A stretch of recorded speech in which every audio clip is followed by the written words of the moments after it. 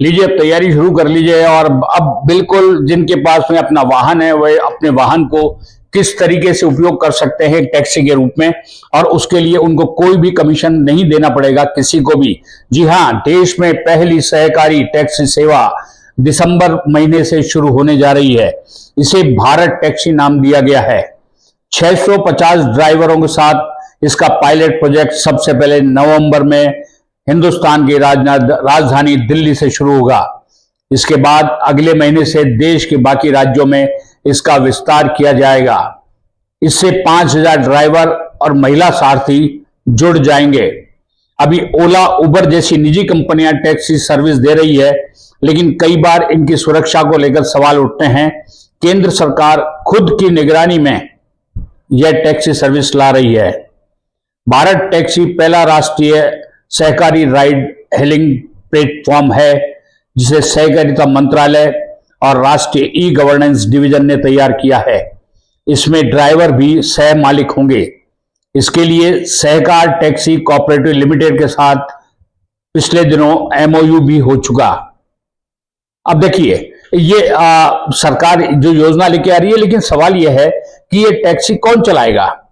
यह एक सदस्यता आधारित मॉडल है जिसे सहकार टैक्सी कोऑपरेटिव लिमिटेड ही चलाएगा। इसकी स्थापना जून में 300 करोड़ की रकम के साथ में की गई है। ऐप आधारित यह सेवा डिजिटल इंडिया का हिस्सा है। इसकी एक संचालन परिषद होगी, जिसमें अमूल के एमडी जयंत मेहता चेयरमैन और एनसीडीसी के उप प्रबंधक निदेशक रोहित गुप्ता वाइस चेयरमैन होंगे। इसके अलावा 8 सदस्य भी होंगे। अब इसमें जो ऐप है, भारत टैक्सी का जो ऐप है, वो ओला उबर जैसा होगा, जो नवंबर में ऐप स्टोर से डाउनलोड कर सकेंगे। यह ऐप हिंदी, गुजराती, मराठी और अंग्रेजी में है।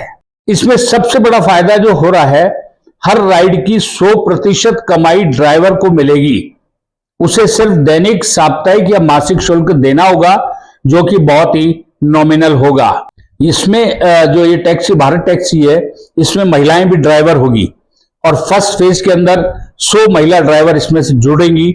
2030 तक इन महिला ड्राइवर्स की संख्या 15,000 करने का लक्ष्य है और 15 नवंबर से मुफ्त प्रशिक्षण और विशेष बीमा भी इन महिला ड्राइवर्स को दिया जाएगा।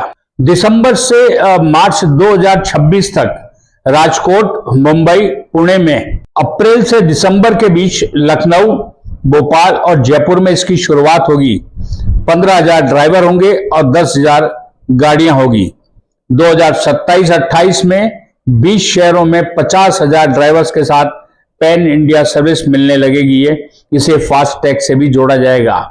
और 2028 से 2030 के बीच जिला मुख्यालय गांव में 1 लाख ड्राइवरों के साथ में यह सेवा शुरू की जाएगी।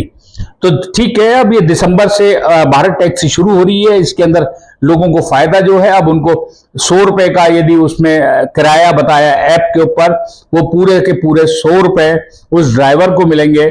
उसको उसके बदले किसी भी निजी कंपनी को कि जिस तरीके का कमीशन दिया जाता है, वो कमीशन नहीं देना पड़ेगा।